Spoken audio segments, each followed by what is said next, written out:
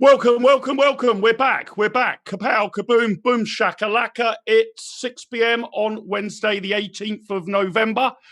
On this very day in 1307, William Tell shot an apple off his son's head. On this very day in 1928, Mickey Mouse appeared in Disney's first cartoon with synchronized sound, Steamboat Willie. So tonight we're going to be looking at the big social, economic and environmental stories of the week and trying to decide who, like William Tell, has successfully hit the target and which policies we've heard that are a bit Mickey Mouse. So coming up on tonight's show, pandemic paralysis. How can we escape the economic effects of the continuing lockdown? Vaccines may well be riding to our rescue, but the consequences of COVID-19 continue to bite pretty deep.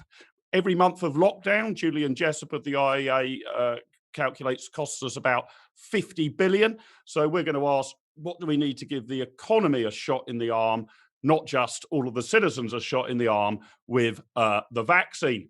Also tonight's show, the road ahead, potentially a double whammy for motorists this week with two different announcements from the government. Chancellor Rishi Sunak said to be considering the introduction of road pricing to try and claw back a potential 40 billion in tax revenues lost by drivers switching to electric cars. At the same time, Prime Minister Boris Johnson's announced a ban on the sale of new petrol and diesel cars from 2030. The ban's part of his 10-point plan to create a green industrial revolution. Is the government's green agenda on the right road? Is it steering us in the right direction? Will it turn out to be a dead end? Later on in the show, we're going to be moving on to the devolution debate. It was reported this week that Boris Johnson told a group of MPs that devolution had been, quote, a disaster north of the border and, quote, Tony Blair's biggest mistake. Downing Street did quickly backtrack from that, but Labour were quick to say that they don't think that Boris Johnson believes in devolution. Has it been a disaster? Or is the problem that devolution has only been given in half measures? Did we take the right approach to devolution? Should we go further? We'll be asking our experts. And the 11th hour, that's where we've got to with regard to the Brexit negotiations. Negotiations on both sides of the Brexit table say that the UK and the EU need to reach an agreement by the end of this week, although we've obviously heard that before. The main stumbling blocks seem to be fisheries, the so-called level playing field. But can the UK and the EU see eye to eye, or are we doomed to be deadlocked?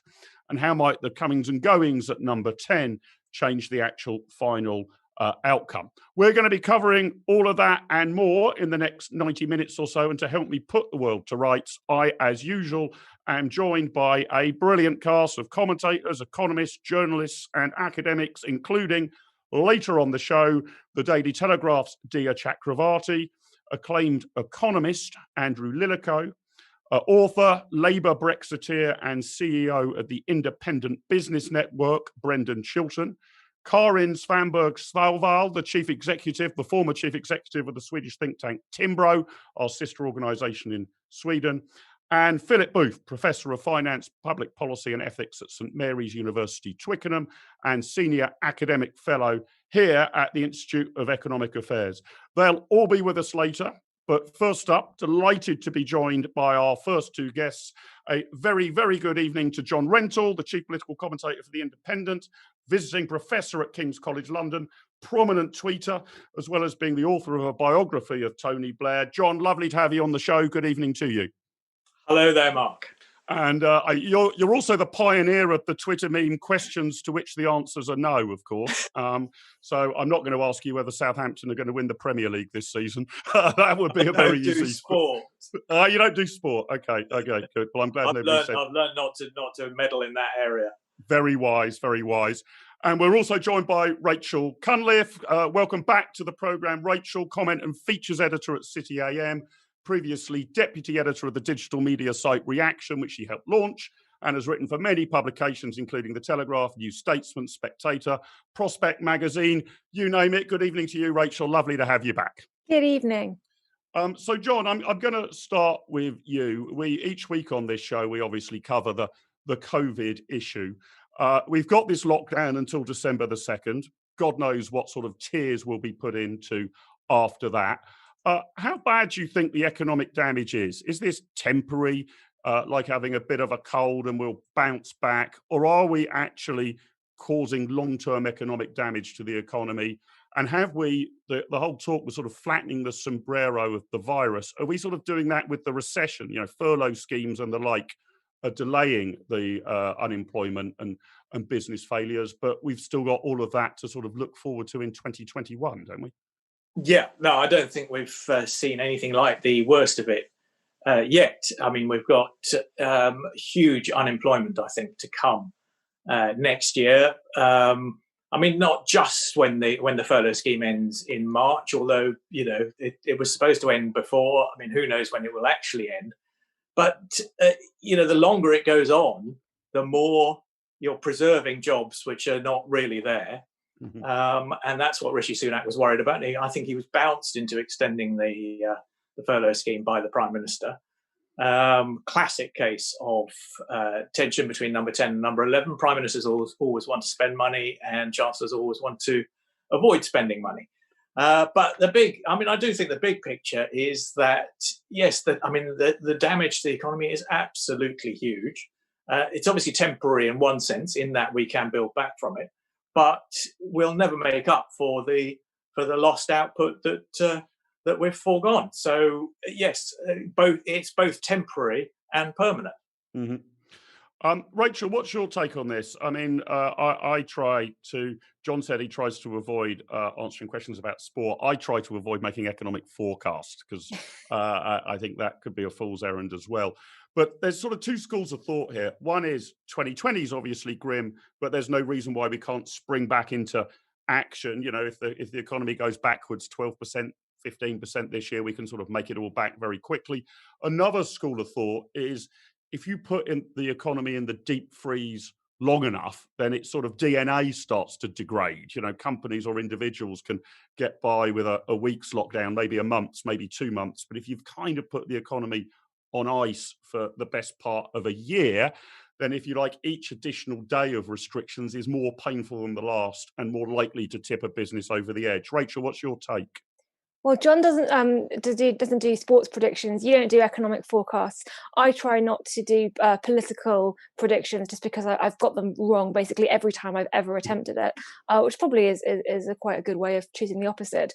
But in terms of is it doing the economy damage to keep it on ice for prolonged periods of time? Of course it is. Businesses have lost their momentum. Some of them are collapsing or have collapsed even with the announcement of the furlough scheme continuing. That happened at I think 5 hours before the furlough scheme was due to expire. And speaking from my own experience and the experience of colleagues, that isn't enough time for businesses to immediately reverse redundancies that they've made.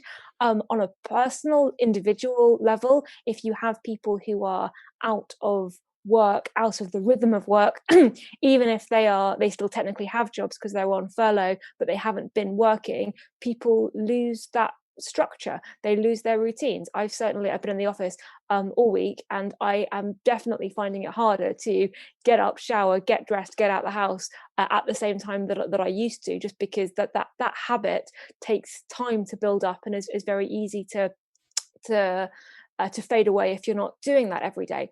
Does that mean there's no hope? No, there certainly is hope, and this is actually for people with anxiety like me. The last 2 weeks have been really positive with news of a vaccine, and finally we're seeing that there could be a route out of this.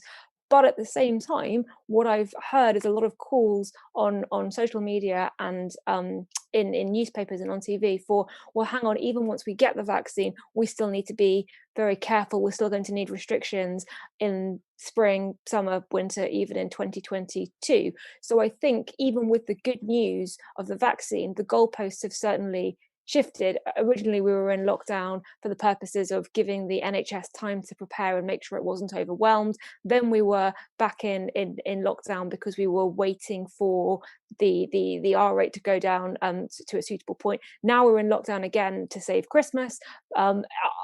And then to wait for the vaccine or something. We'll stay in lockdown until everybody's inoculated, right? Yes, and how do you count the vaccine having started? Is it when the most vulnerable start getting vaccinated? Is it when the entire population is vaccinated? If you're going to need repeat vaccinations, do you continue to impose restrictions? It's not clear at what point those restrictions will end, and that means it's not clear when the economy will even be given the chance to recover, let alone what state it's going to be in then. Yeah, John, we've tried to make some sort of estimates on cost. I can ask our tech guys to put up a slide. I mean, these are very, very broad brush numbers, but Julian Jessup of the IEA, is one of our academic fellows, reckons that the cost of a month of lockdown is 50 billion. The IMF say the deficit this year will be 16.5%. Okay, a one-off hit perhaps, but pretty colossal. Overall national debt is going to jump through the 100% of GDP line. Tax take's going to be a very high proportion of GDP this year. Let's try and be optimistic about how we can bounce back. But John, what would you see as being the appropriate public policy recipe? Is it just sort of cross one's fingers and hope everybody's vaccinated and rediscovers their work muscles as quickly as Rachel? Or is there something that could actually sort of be done in the public policy framework to help a V-shaped recovery? No, I think the vaccine is the answer, or the series of vaccines. I mean, that clearly is going to transform the position, probably not as quickly as we would like. But the problem with the idea of costing the lockdown, saying that each month of lockdown costs £50 billion, is it implies that there's an alternative policy, which is not locking down, which wouldn't cost as much. But I mean, I just don't think that works. That is the old equation about, do you want to save the economy or do you want to save lives? But actually, that's not the choice that faces policymakers, I don't think. I mean, the problem is if you didn't have the lockdown and you allowed the infection to spread, then people would behave as if they'd been locked down anyway, because they would be afraid of the plague. They would stay in their houses. They wouldn't go to work. There isn't an alternative to the lockdown, I'm afraid. I mean, the only question about the lockdown is the arguments about timing, and of course, that's what politics is about. Well, John, that's interesting because in previous episodes of this show, we've accepted that from a kind of IEA, free market libertarian position, these kind of collective action problems are a real pain in the arse for us, right? Because generally speaking, our solution is let individuals do what they like, and spontaneous order will solve everything. Obviously, it's pretty difficult to apply that to something which is, has colossal negative externalities, is a public good. If you go around acting irresponsibly, I die of COVID, etc. But do you not think that we could go for something, and Rachel, I'll ask for your take on this in a minute, something a bit more partial? We've learned a lot in the last 9 or 10 months about how to treat people with COVID, so you're less likely to die of it now than you were back in March. We know which groups are most at risk. I'm not saying that you could do this perfectly, but could we have some guidance or suggestion that, if you're over 70 or if you're diabetic or have a serious respiratory illness, stay at home. If you're 32 and an Olympic athlete, go about your normal business, and we could start opening things up again rather than this sort of blanket approach for all regions, all demographics, all men, all women, all age groups. Well, I'd love to agree with you, and that's my instinct would be to agree with you. I mean, I'm a market socialist. I accept that people ought to be free to do things, but as you say, there are these externalities. People's behaviour affects other people's, and actually affects them quite seriously. It can kill them. And we've, everybody held up Sweden as the example of an alternative approach, and I approve of the Swedish approach because that relied on voluntary advice rather than legislation until very recently when they started passing laws. But there isn't. I just don't think there is an easy way out of this, a libertarian way out of this. I think you do actually have to restrict people's activities, and as I say, if you don't, people will restrict their activities anyway because people can see what's happening around them. Well, that's interesting. Some people have speculated that for some years now the country's been divided down the middle between Remainers and Leavers on Brexit, and we're now split between Remainers and Leavers on COVID, whether you want to remain at home or leave the house. Rachel, what's your approach to lockdowns? Do you think there is a way we could do guidance or targeted shielding for various groups rather than here are the rules across the United Kingdom, all 50, 60 million of us have got to follow them? It's just typical. I was in the middle of the Brexit Leave Remain debate, and now I'm in the middle here. I see a very clear purpose for short-term targeted lockdowns, but I have a lot of questions about how they're implemented, how they're assessed, and the damage that they can do, which means that I managed to upset just about everyone on Twitter, and no one can put me in a political box. In terms of, is there, just to pick up on what John said about it's not the economy or saving lives, I think that's true, but I think there's another way of looking at it as well, which is that each of the measures that has a health benefit also has an economic cost, which could itself then have implications for public health as well, because long-term unemployment is not great from a public health perspective. So if you look at things like this lockdown closing small non-essential shops, I think even the SAGE guidance that says, oh sorry, I've got a cat trying to get involved in the economic debate, even the SAGE guidance says that that has a relatively a very, very small, almost insignificant impact on the spread of the disease. If that means that independent shop that is a family business goes out of business, and that couple who were running it now face long-term unemployment and can't find other jobs, and then their health deteriorates, is that being measured? Is there a way to measure that? And actually, Mel Stride has been calling on the government to provide economic impact assessments of lockdown policies, which it so far hasn't provided. And I sort of feel that when you are trying to work out what the right policies are, you have to sorry, I'll get her off my lap. This is my cat, by the way, for everyone. We're always happy to have an extra cat on the show. We had one from Olivia Utley last week, so yeah, well done. We've ticked the cat box now on YouTube. Yeah, random IEA cats.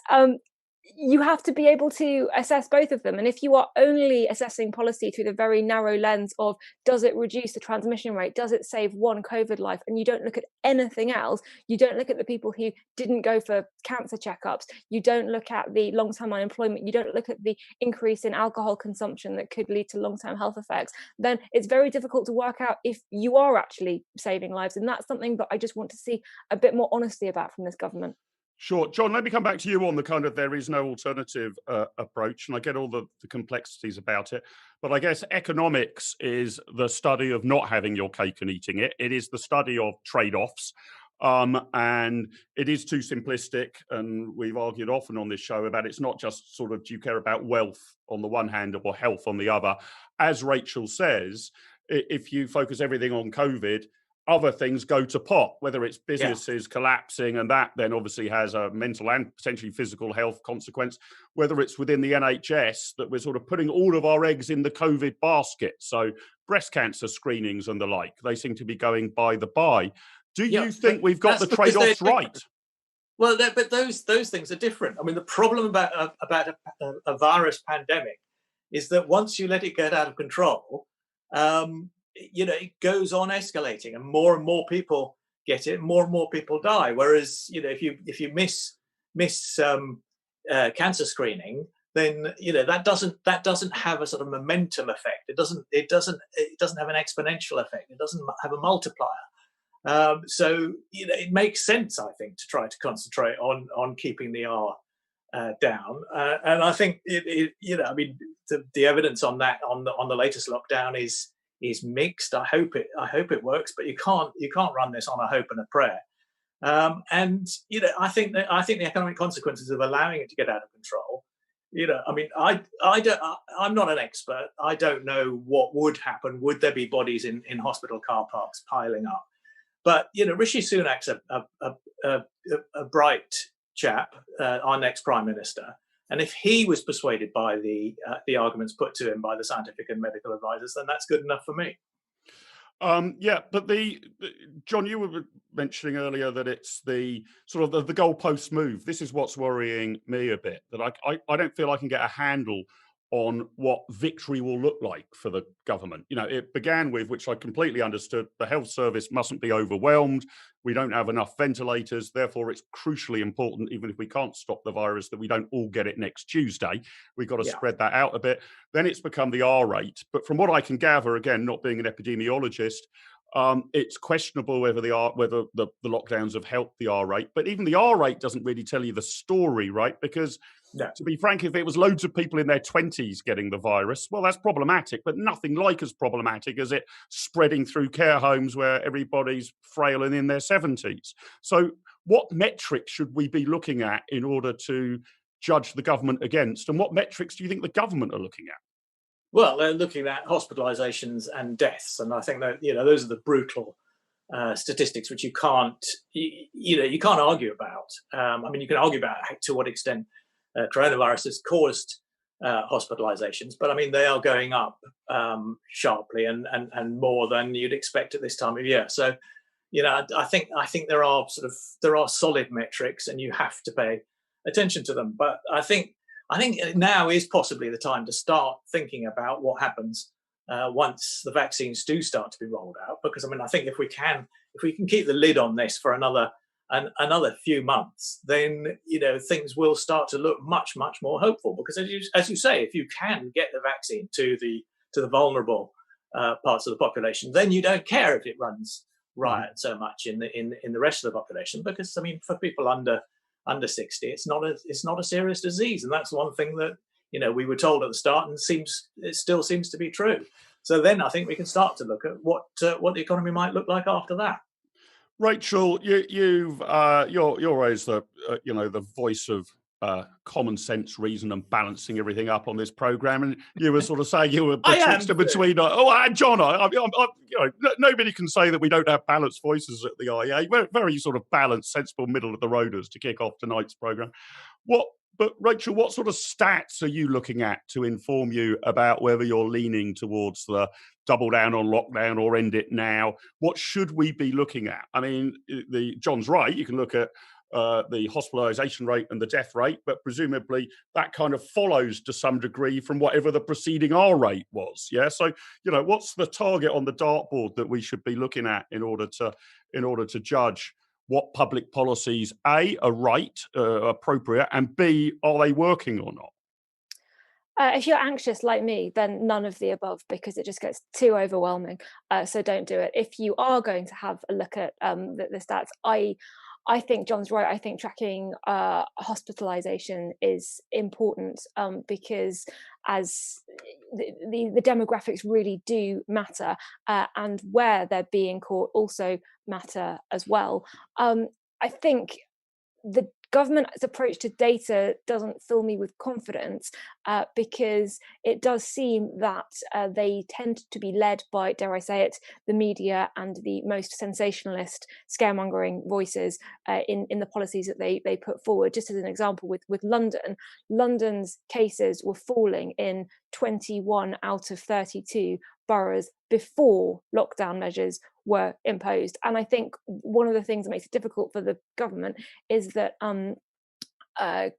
we know that cases, there's a time lag between implementing measures and seeing the cases, and there's a time lag again between seeing cases and hospitalizations and then deaths. So you don't know if the policies that you're enacting are working until a couple of weeks later, which is why I was always saying about the idea of a 2-week circuit breaker lockdown. There was no way it was going to be 2 weeks, simply because 2 weeks is not enough time for you to have an impact. And it's very difficult for the government to start relaxing measures just at the point when theoretically it looks as though the picture hasn't changed.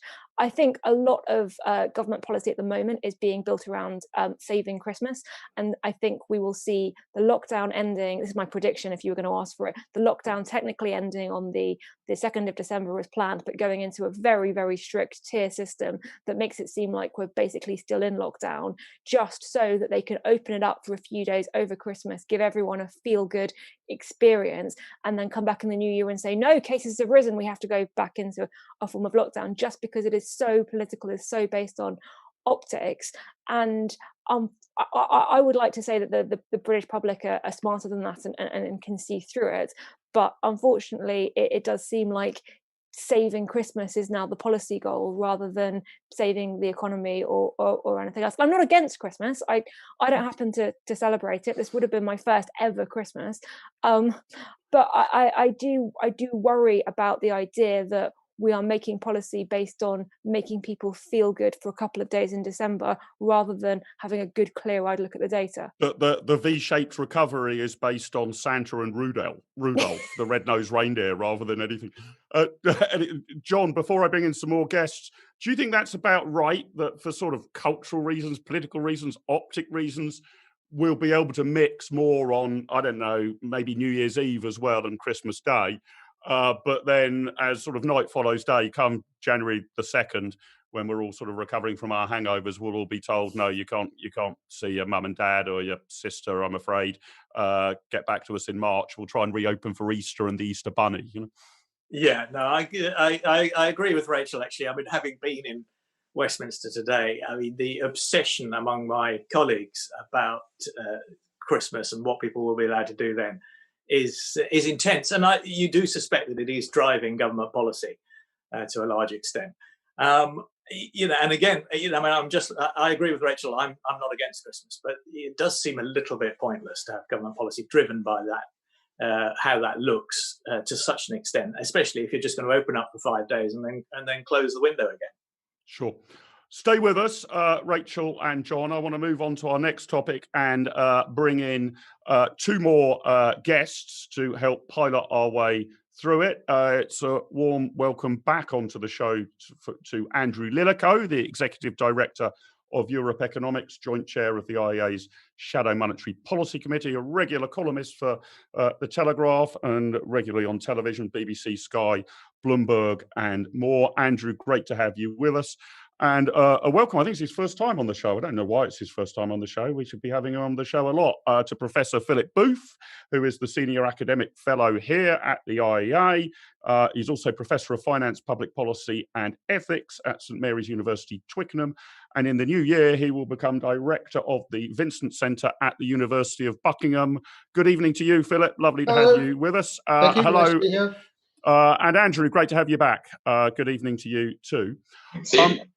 I want to move on to the government's recent economic pronouncements. The road ahead, we're calling this, but we're tying together two pronouncements and stories. As I said at the top of the show, Rishi Sunak is said to be considering road pricing, potentially to claw back tax revenues lost by people switching to electric cars, rather than necessarily because he's been theoretically persuaded that we need a better market operating in roads. Today, of course, we've had the government's 10-point plan for a green industrial revolution aimed at boosting green jobs and invigorating plans to achieve net zero by 2050. And let me just give you a few headlines from that. The government says it will create 250,000 jobs. I think it's a £12 billion plan. All in all, a ban on the sale of new diesel and petrol cars from 2030, 1.3 billion for electric charging points, 1 billion on making homes and businesses more energy efficient. Nigel Lawson, former Chancellor of the Exchequer, has already sounded a rather sceptical note about the job creation, calling it illiterate economics. He says we could create jobs by making it compulsory to erect a statue of Boris Johnson in every town and village in the United Kingdom. That doesn't mean it would be a sensible policy. Philip, let me start with you. What do you make of the government's approach here? I mean, I know road pricing was a separate announcement, but its overall approach to the environment and greenness, is this the new version of the white heat of technology, or is this just central planning gone mad? Well, I don't think those two are necessarily alternatives. I think Harold Wilson's approach to the white heat of technology was also central planning gone mad. So, first of all, in relation to road pricing, it would be a bit more reassuring if this was an announcement by the Department of Transport rather than by the Treasury. So, road pricing and varying pricing on roads according to congestion and so on is a good way to finance roads. It's a good way to ration scarce road space, and it's a good way to ensure that people move their journeys from times when roads are most congested to times when they're less congested. It's also a good way to send a price signal to attract private capital into road building, to provide, to increase capacity and so on. But I really do wish that this was developed by the Department of Transport and not by the Treasury. My concern is that it will become a cash cow. There is one way to avert, well, not necessarily avert it, but there's one way to try to limit the extent to which government abuses its monopoly positions, and that will be to extend the remit of the Competition and Markets Authority to government-provided services, of which road services would be one. So if you're a monopoly provider of something, then, for example, or abusing your market power, say, even in higher education, it's possible for the Competition and Markets Authority to take you to the cleaners. I think the Competition and Markets Authority should have the same remit when it comes to government monopolies, including road use. Now, the rest of this stuff, the 10-point green plan, when will politicians learn that jobs are the cost of doing something and not the benefit of doing something? So 250,000 people will have to be involved in doing all this green stuff, who might otherwise be doing something like caring for older people, working in schools, working in factories, supermarkets, or whatever. Now, it might be a good thing. That doesn't demonstrate that it's not a good thing, but jobs are the cost of something, not the benefit. And I think if you look at that 10-point plan, I'm afraid it does look like sort of Lord George Brown's national plan all over again. There is only one problem here that the government is trying to solve, and that is that carbon emissions potentially cause climate change.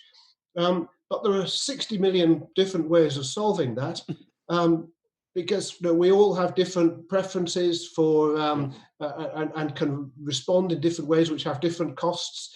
If only we face the cost of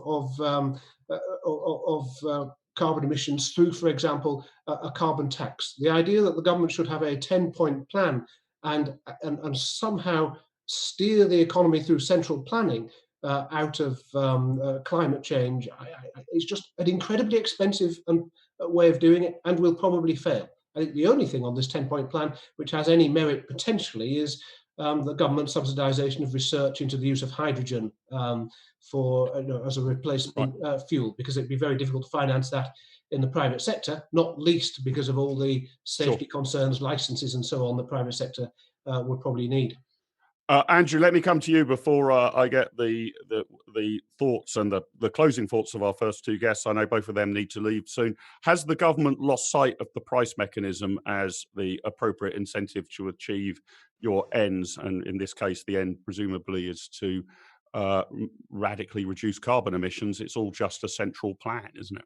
Well, maybe not in the case of road pricing, at least. I mean, just dealing with that very briefly. First, I think that's quite an interesting development and a reflection of quite a profound structural shift in our society driven by technology. The switch not only from petrol and diesel vehicles to electric vehicles, but also probably changes in the nature of whether people own cars or whether they use vehicles which are owned by others, as you end up with more artificial intelligence vehicles and things like that. If you have driverless cars, it might be that a lot of people don't own them, and actually what you just as you start to put your shoes on, you tap a couple of buttons on your smartphone to call the vehicle, telling it where you want to go, and then it turns up and takes you, and you don't own it. So that would mean that not only would the government be losing the road tax, which is quite an important source of revenue, but also it might lose some vehicle excise duty. There are some estimates that you could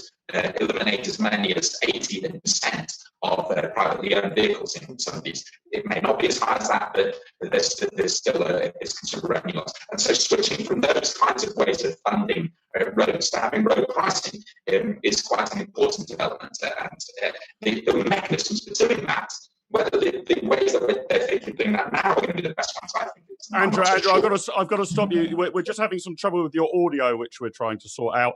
Just to reassure you, though, that's creating jobs in the technical department here at the IEA. We've now got 3 people working on it permanently, so thank you for your job creation scheme. We're just going to try and sort out your audio. John and Rachel, I'm conscious that the 2 of you need to leave in the next few minutes, so let me bring you back in while we sort out Andrew's audio. John, you said at the outset that you're a market socialist. Does your what's your view of this green plan? Does it appeal to your socialism, or does it offend your market orientation? No, well, as Philip said, road pricing is a very sensible way of rationing a scarce resource, which is road space. But I'm old enough to remember when Alistair Darling was Chancellor of the Exchequer and proposed road pricing. I think that was 2008, so it was only 12 years ago, I suppose. But in the intervening 12 years, absolutely nothing has happened, and I can predict that in the next 12 years, absolutely nothing will happen about road pricing. It will fall victim to the iron law of politics that any tax change creates winners and losers, and the losers will make more fuss than the winners. So I think road pricing's not going to happen. But we brought in the London congestion charge. I mean, not a perfect pricing mechanism. I mean, remarkably smoothly, right? I mean, yes. Yeah, that is true. But unless you design a road pricing scheme where most people gain from it rather than lose, which defeats the object as far as Rishi Sunak's concerned, because this is being proposed as a way of raising revenue, then I just think it's politically impossible. And as for the green industrial revolution, I thought that was Rebecca Long Bailey's worst idea. Right. Rachel, what's your take on this, especially when a journalist phoned me up today and he said, you're the Institute of Economic Affairs, will this really create 250,000 jobs? And I said, I don't know, but that shouldn't, I hate to say to journalists, that's not the question, because it always looks like you're ducking it. But I said, look, I've just come from a doctor's appointment in Wimbledon. My missus very kindly drove me there in her Porsche. That did involve carbon emissions and didn't create any jobs. Perhaps we could have a policy that the only legal form of transport is to be carried everywhere in a sedan chair. That would have involved about 5 or 6 people carrying me to Wimbledon and back, would have kept 5 or 6 people employed, probably for most of the day. Has the government gone nuts on what it sees as job creation, quite putting aside its environmental credentials, Rachel? Have they just lost all sight of the price mechanism and just think that the government can invent jobs as if that's a good thing? Well, there's that anecdote, isn't there, about if you wanted to create jobs, you should have them building digging the hole with spoons rather than with spades. Yeah. I think there is a certain degree of that. You have to weigh that against the fact that we are facing a national unemployment crisis, particularly among young people. And so if you know that you're going to have to do something in terms of retraining, reskilling and job creation to sort out the unemployment challenges, then focusing that on the green revolution, as it were, it isn't the worst place that could be focused. And I also think it's nice to see a Conservative government making big strides in environmental policy, because the left doesn't have a monopoly on caring about the planet. As for whether couldn't that just be through the price mechanism rather than we're going to build a hydrogen plant over here, we tax carbon? Well, I'm with everyone on wanting a carbon tax, and I think having that case made by those on the right is important, because the narrative is that the left says that people on the right, people who believe in markets, just don't care about the environment at all. And so I think coming up with and being very passionate in advocating things like a carbon tax is important. I've just had my mind changed on road pricing this week, actually, due to an article from someone from the Centre for Policy Studies on how it could work. And I think were it able to be implemented in the ideal way, when you could actually look at congestion and where prices need to be higher at what points, and crucially mitigate that with cuts to fuel duty and to road tax and things like that, it could be immensely positive. And I say that as the only millennial Londoner who loves driving, who absolutely adores it. So I would like to be able to see the price mechanism there a bit more. Just finally, really quickly on the government's plan as a whole, we've had this plan a week after Rishi Sunak announces green bonds. He wants to get finance and private finance into fixing these kinds of issues. And I think that's really positive, but I think we're never going to do that until we think a bit more carefully about how we define green, how we define ESG investments, because if you want green power, renewables, solar, electric cars, you need to do things like mineral extraction. And at the moment, under ESG criteria, a lot of those investments are deemed non-environmental because immediately they're digging things out of the ground. You have to have a more holistic approach. You have to look at the end product. And I think the myopic focus on ESG as the be-all and end-all is actually damaging the cause, which is to get more money into smart solutions to climate change. Okay, I'm conscious I'm going to miss my target, just like governments always do, because John and Rachel need to go. But Rachel, you'll be aware, having been on the programme previously, that I ask everybody for their optimism barometer, for the highly sensitive Live with Littlewood economic optimism barometer. How optimistic are you about Britain being a free and prosperous country in 2 to 3 years' time? An integer, please, between 0 and 10. So while Rachel gives us a number, John, you can think what your number might be. Rachel, what's your number between 0 and 10 this week? And it's for 2 to 3 year time horizon. 2 to 3 years with the vaccine. I think I'm feeling optimistic. We'll have bounced back by then, and we will have a passion for liberty and for actually living our lives by then. So I'm going to go for 7. 7, pretty optimistic. No middle of the roadness there. Pretty high optimistic uptick by Rachel. Rachel, bless you. Thank you for joining us. Lovely to see you as always. John, what's your feeling of optimism where, 10 is we're the greatest free and prosperous society on the planet, and 0 is we're North Korea? Well, I'm going to go where you thought Rachel was. I'm going to go for a 5. I think things are going to be less good than the Pollyannas think. Not bad. A 5 and a 7. Okay, so we're on a slightly above average start. Rachel and John, been an absolute pleasure having you with us. I hope I haven't cut too much into your evening. It's 6:41 as I let you go, so only 1 minute late. Haven't missed my target as much as the government usually misses theirs. Lovely to see you. Hope we can have you back on the show again soon. Andrew, let me come back to you. Thank you very much for your help in the IEA technical team job creation scheme, which I can report's been a great success. Several people have been tied up on getting your audio. Your audio sounds great now. But Andrew, if I come back to you, what I was trying to tease out was put aside the science of climate change and carbon emissions. Let's just assume we need an enormous reduction. That the government appears to have completely lost sight of the price mechanism, other than the road pricing thing. But as Philip was saying, that the objective there seems to be revenue garnering rather than the efficiency of price mechanisms. Should we be concerned that the government is just central planning everything on the environment? And if it's going to do it on the environment, it could do it on everything else. There's just no sense of creating incentives to allow the 60 million individual decisions to be better aligned, as Philip was saying earlier. Well, my feeling is that that whole 10-point green plan is rather lame, really.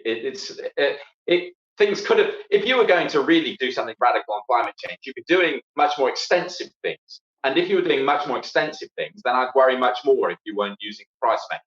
So you would think that you might be doing more carbon trading things or more carbon taxes or those sorts of mechanisms. But if all that you're really doing is saying, well, we're going to plan to have some electric vehicles in about the time that the market would have used electric vehicles anyway, we're going to do a bit of extra government subsidy for research into hydrogen. Well, okay, fine. It seemed to me to be a very unambitious plan, really. I would have thought that Boris Johnson probably would have been better advised to write something saying he was laser focused on ending the COVID crisis as quickly as possible, and after that, vague but wonderful things would follow. It seems to me that actually by spelling things out in ways, then it's shown that his ideas chest is largely empty. Yeah, I think that's interesting. In Douglas Adams' great book, Hitchhiker's Guide to the Galaxy, one of the characters is appalled that the only entry against Earth, which he looks up, is harmless. That's it. That's the entire description. And he insists that this needs to be changed, and eventually it gets changed to mostly harmless. Philip, do you think that this approach, whilst irritating, not based on sound economics, is mostly harmless? Or do you think we're going to sort of centrally plan our way to trying to get to exactly carbon net zero by a given date? And actually the expenses could be completely colossal. I've got a few numbers here, which I asked the IEA team to dig up about the costs of it. I think on their green plan, they're saying the Treasury and Bay say to get to net zero will cost, whatever that means, 70 billion a year, 9% of all government spending. Obviously has a pretty poor track record on environmental interventions thus far. In the year to date, just 76,000 electric cars were produced compared to 1 million petrol and diesel cars. I mean, is this, as Andrew says, it's sort of small ball, it's mostly harmless political positioning, or are we potentially on a path to enormous government intervention in the economy to achieve this aim with colossally bad consequences? Well, one advantage of the government's fiscal position is that it really does limit its ability to do harm. So, no, I was rather relieved when the government said it was going to roll out an industrial strategy, but when it did roll out an industrial strategy, of course, there's no money to spend. So there's a limit to the harm it's going to be able to do with its industrial strategy. And I think the same is true with this policy.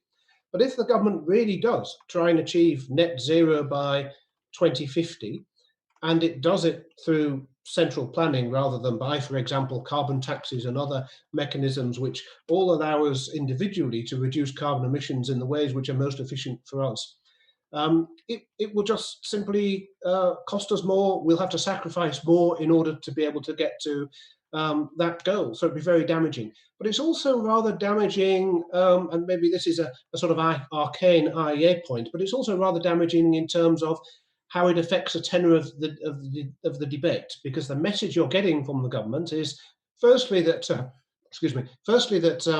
carbon reduction has benefits because it creates jobs, and secondly that we achieve it by central planning. So when the government is arguing with those on the left about this and many other issues, it's just conceded all the intellectual ground. And it just makes it very more difficult for, I think, the government to do more pro-market things. I've been working recently on a paper on fossil fuel subsidies, and it is amazing that the level of fossil fuel subsidies in the European Union today is exactly the same as the level of fossil fuel subsidies in the European Union 10 years ago. We've made no progress on doing sensible things like reducing fossil fuel subsidies, which in the UK would involve charging VAT at the standard rate on domestic fuel consumption, for example. So, you know, it's just a set of policies which seems to be designed to play to the gallery, play to those who believe in industrial strategy, rather than actually achieve the desired goal at minimum cost. And it's an expensive goal, so it's really quite important that we try and achieve it at the minimum cost possible. Philip and Andrew, stay with us. I want to bring in our next guest. I'm going to ask for his thoughts on this topic before we move on. Brendan Chilton, it's a welcome to the show for him. He's the Chief Executive Officer of the Independent Business Network. He's a Labour councillor from Kent, was head of the Labour Leave campaign during the EU referendum. Brendan, a very good evening to you. Lovely to have you with us. Good evening to you, Mark, and to everyone else. Thank you very much for having me on. It's my first time on the show, so go easy. Well, we never go easy. We're going to throw you straight in at the deep end because I want to ask your thoughts on the government's green plan, a 10-point plan. This is and apparently a way where we're going to get to carbon net zero, save the planet, and it's all win-win-win. Jobs are going to be created. It's going to level up the economy. Nothing to worry about here, all upside. What's your take on it? Well, given that every measure the government has undertaken has done everything to damage the economy over the past year, I have absolutely no confidence that any measures announced are going to create jobs and restore our economic position. I personally think politically, Boris Johnson's playing a very dangerous game, because what he's actually doing is appealing more to the sort of soft left in the country. His voters and his core demographic that won him the big majority last year, this time last year, are not necessarily sitting there at night frothing at the mouth over the prospect of green jobs and green energy and green technology. It is very expensive. And many people in the country right now these grand visions of a great green future, they're completely abstract to most voters in the country. They're worrying about whether they're going to get some money at the end of this month, especially those who are self-employed. They're not remotely concerned at the minute with exciting wind turbines and financial arrangements for green industries in the city. They're worried about bread and butter issues, namely where their business is going to survive, how they can afford to pay their bills, and whether or not they'll still have a mortgage in a year's time. So do you think that this new class of people, however they vote, but they would be sympathetic, wouldn't they, to an approach that says, look, we've got to price things that are bad for the environment, okay? And we've got to get that right. You know, we can argue about whether it's too high or too low on petrol. Philip makes the very good point that we're not even consistent upon this. We say we've all got to cut our carbon emission footprint, but we're going to basically subsidise the use of domestic fuel. If you had a simple, straightforward message, you know, we've got to price this to minimise the use of this to save the planet, but we're not going to direct exactly which windmill is built on which hill or which solar panels put on which house, that would go down pretty well with the average voter, wouldn't it? I think it would, but I think we've got to take this into much more of a global context. Right now, one of the great unreported phenomena really going on in the world is the huge amount of urbanization taking place in Africa, which is requiring huge energy consumption, huge construction costs. We know about China, the amount of work it's doing each week in building new factories and new power plants and new cities. Do we honestly really think that little Britain, and we are little Britain in this sense, a little island off the northwest coast of Europe, us sticking up a few wind turbines is going to make a fantastic change to the levels of carbon emissions across the world? I think what we need to do is, instead of ensuring the British taxpayer foots the bill for all this, is actually taking a much more global approach and saying via international organisations, those countries that are the biggest polluters now and that are not really looking to amend their economies to ensure they can be as green as possible, need to pay the most, not frankly, this country, which is leading the world at the moment in ensuring that we reduce our carbon emissions and do good by the environment. Okay, thanks. Stay with us, gentlemen, because I want to move on to our next topic, but a short commercial break. I'm doing my own personal bit to bring fiscal stimulus to the economy by offering £50 of my own money each week, which I would otherwise save, but I'm going to give it away to you to spend if you can answer quiz questions correctly. Last week's question was, what did Donald Trump and Mike Pence achieve in the 2016 presidential election, despite their surnames, that no Republican ticket had achieved since 1928? What did Trump and Pence achieve in the 2016 presidential election, despite their surnames, that no Republican ticket has achieved since 1928? Good number of you got that right, actually. They won for the first time since 1928 without the surname Bush or Nixon on the ticket. Every winning ticket for the Republicans since 1928 had the surname Bush or Nixon on the ticket. The winner is Paul Bowes of Brighton. Well done, Paul.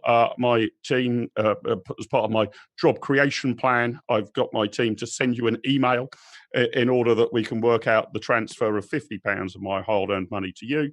This week's question, another 50 quid on the of my own hard-earned cash at stake now, is in 1979, it was Sunderland. In 1981, it was Villa. Who was it in 1980? In 1979, it was Sunderland. In 1981, it was Villa. Who was it in 1980? If you know the answer to that, please email your answer to LWL, Live with Littlewood, LWL@iea.org.uk. We're not on air next week. We've got a week off next week because we're going to be discussing in another format the spending review. So you've got 2 weeks to get your answer in. You'll need to get your answer in before 6 o'clock in 2 Wednesdays' time. I think that's December the 2nd, if my memory serves me right. In 1979, it was Sunderland. In 1981, it was Villa. Who was it in 1980? And that will be another 50 quid of my money to stimulate the economy. So good luck with that. I should say, panelists, if you know the answer, don't shout it out. I should also say, because I can see Philip's brain whirring, IA employees are ineligible to enter. The terms and conditions are attached in the YouTube chat below. But listen, I want to move on to a different topic, having now done my bit to stimulate the economy and create jobs. And this is the devolution debate. So in a meeting on Monday, Boris Johnson reportedly told the Northern Research Group MPs, those are Conservative MPs from the so-called red wall seats, I believe, that devolution has been a disaster north of the border. It was Blair's biggest mistake. At Prime Minister's Question Time today, he seemed to retract from that somewhat and saying actually all he regretted was that the Scottish National Party was doing particularly well and was agitating for full-blown independence. Downing Street has issued a clarification. The PM has always supported devolution, but Tony Blair failed to foresee the rise of separatists in Scotland. Devolution is great, but not when it's used by separatists and nationalists to break up the UK. Labour Shadow Scotland Secretary Ian Murray was quick to say this confirms Boris Johnson doesn't believe in devolution. So what I want to get to is devolution, or at least the way we've done it, a disaster, a half measure? Should we have done it very differently? Philip, I'll come to you in a moment because Philip's written a brilliant research paper for the IEA called Federal Britain, which I think, if adopted, would potentially keep the United Kingdom together, but would solve all of the West Lothian questions that keep being asked. But Andrew, let me start with you. We've had 4 years ago a big referendum about one union, the European Union. We could well now have a referendum in Scotland, and I guess thereafter possibly in Northern Ireland on whether the Union of the United Kingdom holds together. What's your approach to how centralised Britain is, and how would you crack this one? Because it's clear that at the very least there is discontent, at least in Scotland. Northern Ireland's a rather different issue, but it's not exactly unanimity there for a centralised UK. What's the roadmap out of this? Is there a constitutional blueprint that smart people can put on the table and say, if we do this, problem solved?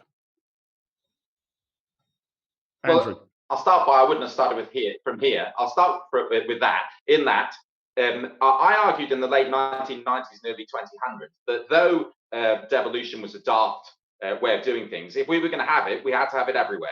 So I think that what we should have done was, when we introduced devolution in Scotland and in Wales, then we should have had some things in the northeast and in London and in Birmingham and everywhere. And then after 25 years, we'd have all decided that was a stupid way of organising our local government, and then we'd have abolished all of them. And it seems to me that that's the mistake that has been made here has been to allow a persistently different way of governing the people to continue in the parts of the country that were most inclined to withdrawing, to being separatist. And so what it's done is to increase the separate character of places that were already inclined to think of themselves as different. And whereas I think that what we should have done was to have made everybody be the same. So everybody should have been subject to devolution in that way. Now, I wonder whether you can really do that now. If you still could, then I still think that would be the way to go. So I still think probably the way to go, if we could do it, would be to introduce devolved assemblies everywhere. Not because devolved assemblies are a good way of doing things, but because they're a bad way of doing things, and you want to be able to get rid of them everywhere at the same time. And it's not very practical to get rid of them. I mean, I know that people in Wales have turned against it, but I still think it would be very difficult to abolish the Welsh Assembly. In London, people are more happy with the arrangement. In Scotland, people's discontent is, there's kind of a mixed. You sort of have some people who are probably more unionists who want to get rid of it altogether, and then you've got the people who want to be separatists altogether, and then a block in the middle who are happy with devolution. My feeling is that once things have settled down post-Brexit, the SNP question will go away again. If you looked at the polls a year ago, then the separatists were quite comfortably behind the unionists. Really, most of the separatist surge is associated with COVID and the fairly hapless way in which the central Westminster authorities have managed that, and also the skillful way in which Sturgeon has played it for increasing separatist movement. It's also been, I think, quite amazing, really, that the government. One thing I would say about devolution is that I think it was a really bad error that the powers that related to the management of pandemics were devolved. I think that really should be something which is reviewed.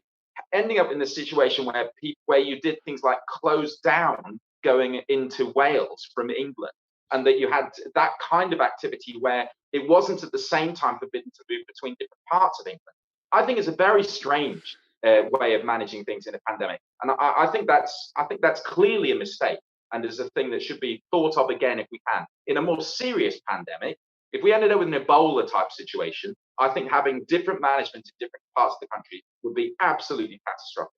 Okay, Philip, let me come to you, and perhaps you can explain. We'll make sure that we link in the chat and in the show notes a link to your IEA book, Federal Britain. I mean, a couple of points. One point that you put out is the UK has the most centralised government of the G7. Only 5% of revenue is raised locally, compared to, I think it's about 50% in Canada. And even in France, that we consider to be a very centralised country, it's about 13% of revenue is raised by devolved powers in France. You essentially advocate for more devolution, and you think that also needs to happen within the composite nations of the UK, i.e. less power to Holyrood, more and potentially more power to Scottish local councils. Set out your stall for us, Philip, in a couple of sentences, if you would. A couple of sentences? Wow, there'll be a few semicolons in these, I think. I think the problem with Andrew's solution or proposal is that after 20 years, we'd all decide that the English regions were a waste of time, but the Scots would decide that devolution was still a good thing in Scotland. So we'd get rid of the English regions and keep the Scottish devolved authority. Because I think Scotland does have a different character. So my proposal really was that a federal United Kingdom should have a limited range of functions, and that those limited range of functions should pertain to, for example, foreign policy, defence, migration, possibly monetary policy, and other things only by agreement. So constitutionally, that limited range of functions, then other things which would be agreed between the member states of the Federal Union. There should be a United Kingdom Parliament. That might not need to meet all that often, because it would only have a limited range of functions, and maybe it'd be good if parliaments didn't meet all that often. And then everything else, including what would now be the major spending functions, would be then dealt with at national level. That could be Scotland and rest of UK, or it could be Scotland, Wales, Northern Ireland and England, depending on what the constituent nations wanted. Now, if we did that, it would kind of take us back to where we were before the state grew so big in England. So, no, from the Act of Union to 1913, immigration, in fact, not even immigration, very few immigration constraints, but foreign policy, defence, and one or two other things was more or less all that governments did. So for a long time, Scotland had a very separate education system in any case. Why shouldn't it have an entirely separate welfare state?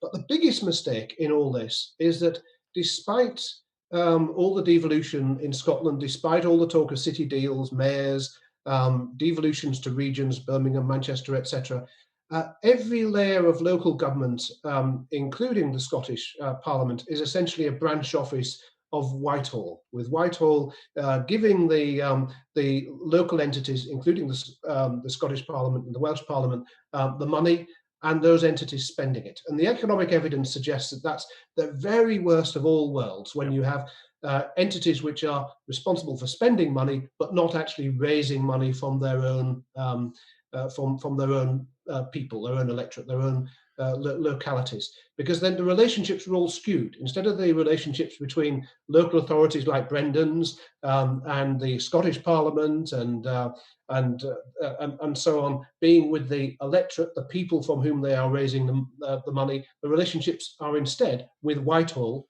which is providing those local authorities with the money. There are now actually some local authorities which are almost self-sufficient because of the reduction of government grants, but the vast majority still get most of their money from the government, partly because of the centralisation of business rates. So that's the main thing, in my view, which needs to be done across the United Kingdom, that local government needs to become a proper revenue-raising, have a proper revenue-raising function again with a wide tax base, so it becomes accountable to its local people. Rather than am I right, Philip, your attraction to this is it would sort of help the discovery process? You know, I mean, Cornwall might try a land value tax. Devon might try a sales tax. And I mean, it's effectively the market in action. We try different things. You learn from your neighbours' best practice and avoid their worst practices. That's the attraction to you as a free market liberal of this. It is, yeah. I mean, three attractions really from the free market point of view. One is that different things could be tried in different parts of the country, including in terms of revenue raising and so on. So, Cornwall might have a tourist tax, whereas London might decide not to, or whatever. Secondly, you can, with more local control, you can match local preferences better to local policies. And thirdly, you get competition. If I don't like what Brendan's doing, is it in Kent, Brendan? I could move across. Well, I already live in Sussex, but if I did live in Kent, I could move across the border in Sussex, where taxes might be lower and services might be better provided, or whatever it may be. And you used to have a lot of local competition, actually, before local government was emasculated by Ted Heath in 1974. Brendan, let me come to you. I don't know whether you're a Kentish man or a man of Kent, and I can't remember which way round it is. It's West Kent. Neither can I. Right, okay, all right. Okay. It doesn't sound to me like you're much of a regional separatist then. No. But what's your take on sort of devolution? I mean, Kent County Council, should it have much more power? Should you be able to experiment with your own health policies, education policies, escape the national curriculum, welfare policies potentially? Do we need to just sort of get this out of Westminster, have the central government focusing on nuclear defence, foreign affairs, but to allow much more experimentation in the different counties and nations of the United Kingdom? I broadly agree with what Philip has just said. If you look, a few years ago, we had the Localism Act, which was meant to devolve enormous powers and enormous responsibilities from Whitehall down to the town hall. And in fact, what we've actually got now is more centralisation than ever before. And Philip is absolutely right to describe local government as essentially branch offices of Whitehall. I think Gordon Brown today has just, literally this evening, said that we've got about 10 years to save the Union. We cannot continue to resist in Scotland what's going on up there, but at the same time, we can't leave England unresolved, because at the moment, England is the great unresolved part of the United Kingdom. We've got regional mayors, we've got police commissioners, we've got county mayors, unitary authorities. The whole thing is a complete mess. And that's before you even get into that very bottom tier of local government. There must be 100,000 parish councillors up and down this country, none of them, of course, elected on the whole, that make huge spending decisions, comment on planning applications, etc. It's a right old mess. I actually felt that the really exciting part of Brexit was this possibility of taking back control, and not taking back control to Westminster, but as Philip has said, and to an extent Andrew as well, devolving as far down as you can all those domestic policy areas, health, education, etc., to the local population.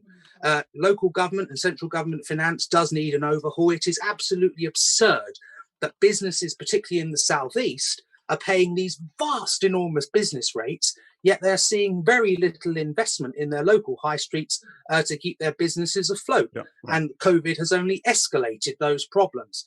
I do think we need a federal upper house in the UK to represent the nations and the regions of the UK to make Scotland feel more involved.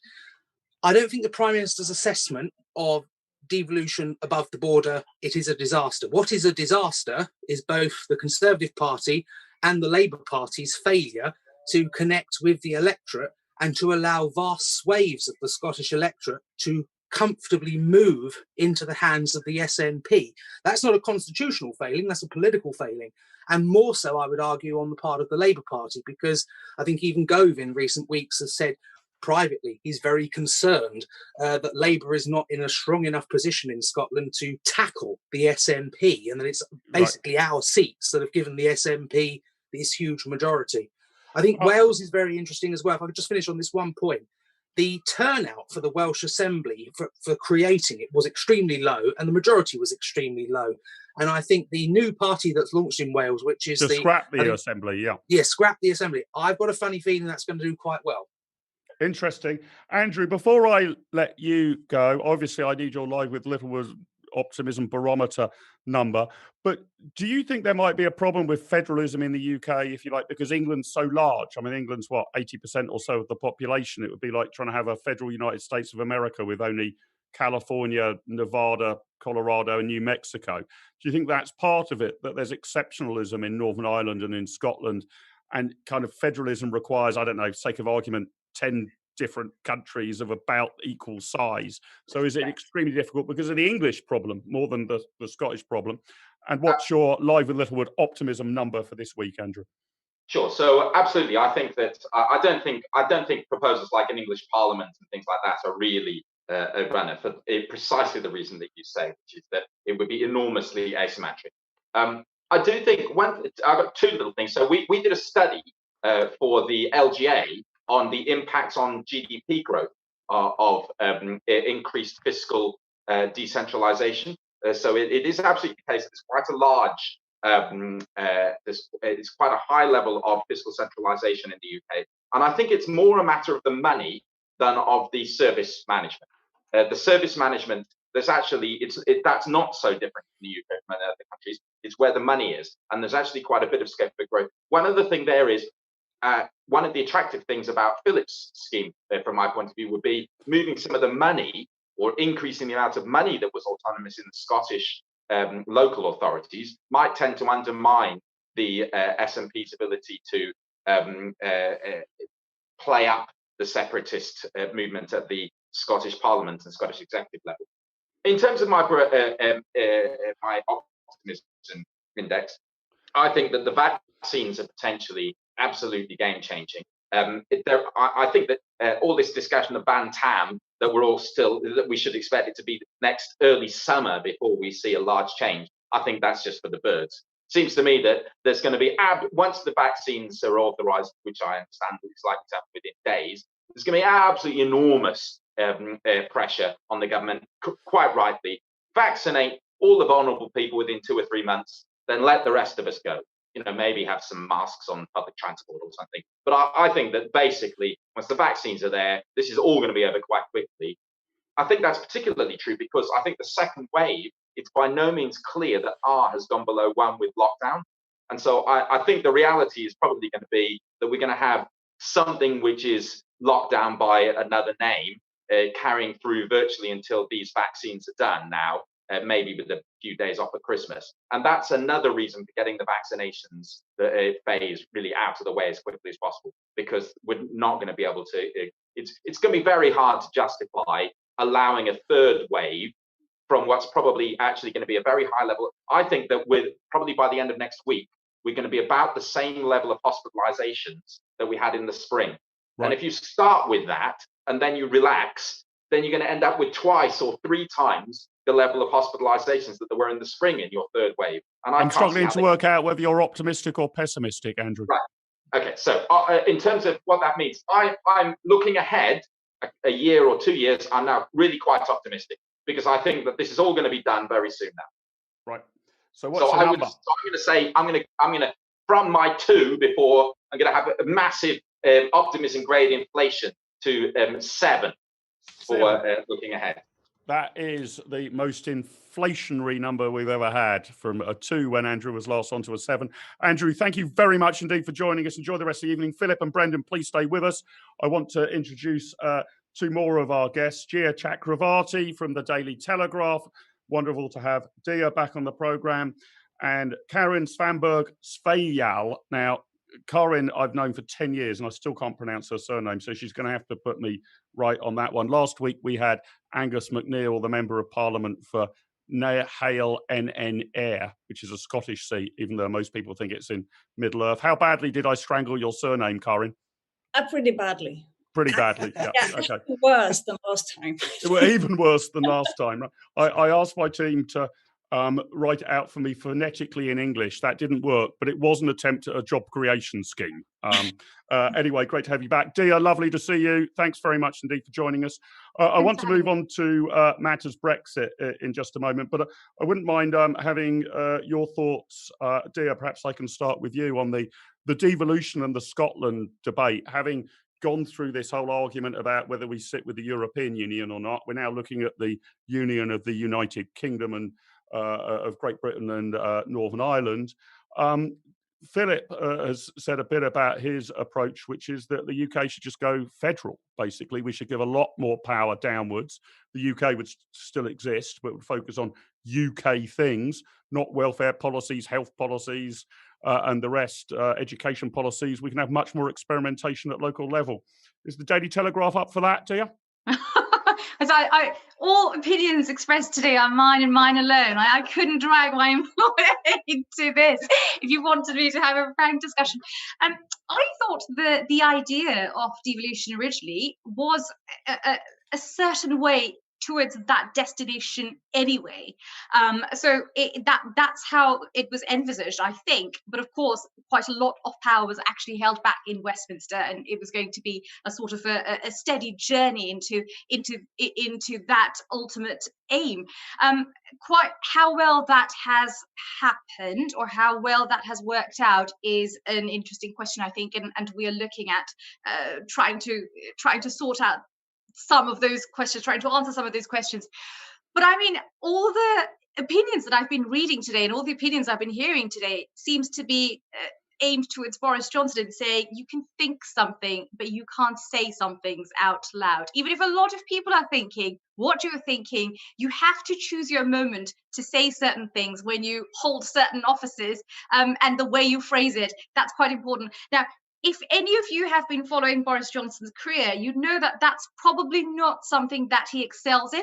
But once he's got to this position of being Prime Minister, it would be nice, I think, for him to sound a little bit more prime ministerial and understand that when he ends up saying some things, it is up to his colleagues to go out and bat very hard for him. And I don't think that's very fair. Karin, we're always very keen on this show to learn from our Scandinavian friends. You know, you very kindly emailed me a few weeks ago saying, let's meet up for a beer. Obviously, that requires me to get a flight from London to Stockholm and meet you in a bar over in Stockholm. And I think you've now got a 10 o'clock curfew, haven't you? A bit like us. Yeah, we do. But tell us a little about, I don't know about how Sweden approaches devolution. Are there radically different education policies in Gothenburg compared to Stockholm, or different welfare policies or different approaches to healthcare? Or is it centralized under a one-size-fits-all for all of the Swedish population? How much give is there in different local municipalities? Well, Sweden is actually quite a lot more federal than what people think. I think there's a general view that Sweden is an extremely sort of centralized socialist state, which is not quite true. I wouldn't say that there would be revolutionary differences in education, for instance, between different regions, but welfare provision is actually something that is decided on the local level. And there are local taxes for that as well. I wouldn't mind seeing more of that, but that's not really where the discussion is going at this point. I think quite the contrary. What people are saying is that we did quite a lot of things right, I think, in terms of dealing with this COVID pandemic, but we haven't really gotten the testing part right. And now you have all the different regions sort of blaming each other, and you have the government blaming the region. So there's this incessant blame game that I think that's also part of the story. But the general view is that we actually do have rather different models. I wouldn't say that we're great at learning from each other. But this is interesting, you see, because this is why I'm so attracted to Philip's recipe here for a constitutional settlement in the United Kingdom, because the idea is that you replicate the market discovery process through a kind of constitutional federalism.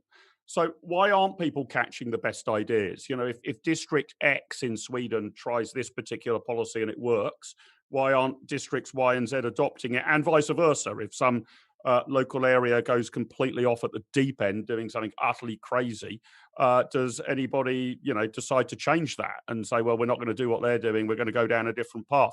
It relies, I think, Philip's essential proposition on the discovery process working. That's what's so good about dispersing power. But it's also about incentives. And I think that's the main reason, is that politicians are not entrepreneurs.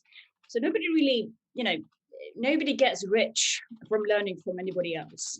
Whereas there's a lot of prestige in politics that just makes people very unwilling to learn or to admit mistakes. whereas I think entrepreneurs tend to be slightly less nostalgic about these things and more pragmatic. The other reason I think is because at the end of the day, it's very difficult for the government to hold back for when there are calls that there are injustices in place. So there will always be this very strong temptation, I think, from the central body to try and meddle with the local authorities anyway, and they do that through money. I mean, that's what they do. I mean, they bribe us with our own money. So they say that you can have, more money for schools coming from the federal government if you do X, Y, Z, and then it's centralized through the back door instead. Philip, do you think that's a danger? The sort of federalism in America has ended up becoming just a kind of lobbying enterprise that is sort of, each state works out how to play the Washington game better. And we've had that here as well with a couple of weeks ago with Andy Burnham. I mean, it sort of seemed to be that his role was to, I'm not suggesting he had anything other than the best of intentions, but his role seemed to be to try and persuade Boris Johnson to do something different rather than to do something different himself in Manchester, right? Yeah, I think the situation in America is just somewhat different, and whatever local government settlement you end up with, you always end up with the electorate blaming the wrong people. So even when we had pretty accountable local government in the 1960s in the UK, when the Labour Party was not doing so well in government and devalued sterling in 1968, they got booted out of all the local authorities, despite the fact that they might have been running those local authorities perfectly well. I don't know. So you always get the electorate blaming, reacting in local elections for the failures of central government. But we have set up a system in the UK which is just institutionally designed to produce bad outcomes in that way, so that the key relationships are between local authority bureaucrats and Whitehall bureaucrats, not between local authority politicians and the electorate. And in particular, we have at regional level these city deals and regional deals and so on, which actually suck power out of local authorities and are brokered between the regional bureaucrats and Whitehall. So there was one particular city deal report, which was done by Whitehall back in 2012, produced the following paragraph. This deal would seek to address the Leeds City region trade deficit, over £1 billion a year, turning it into a trade surplus of £600 million by 2015 and £1.7 billion by 2018. Now, I'm sorry, it's before the watershed, so I can't really describe that using the to describe it. But that is total nonsense. No, a 5-year-old could have written that in an economic geography lesson, and you'd have to go spend the rest of his life correcting it. We just have a settlement in the UK where all the incentives are wrong, and local government is essentially a client of Whitehall instead of a representative of the local people. But I guess at least you'd get that people can vote with their feet. I mean, we've seen this with council tax in London, right? That where you get close to the border, a relatively low council tax borough, you might even see that houses on one side of the street, which are identical, are worth more than those on the other, just because they're governed by a more efficient local council with lower council tax rates.